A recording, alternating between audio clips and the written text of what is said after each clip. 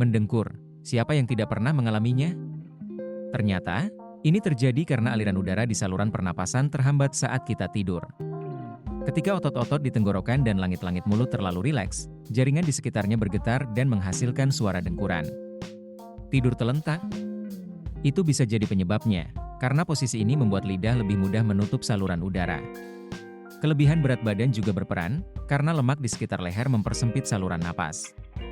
Jangan lupakan hidung tersumbat akibat alergi atau flu, yang membuat kita mendengkur lebih keras. Struktur anatomi seperti amandel besar atau uvula panjang juga bisa jadi faktor. Konsumsi alkohol dan obat penenang membuat otot tenggorokan lebih rileks, meningkatkan risiko mendengkur. Dan seiring bertambahnya usia, otot-otot itu semakin lemah. Namun, hati-hati! Jika mendengkur disertai gangguan tidur seperti sleep apnea, itu bisa jadi tanda masalah kesehatan serius. Jadi, penting untuk memperhatikan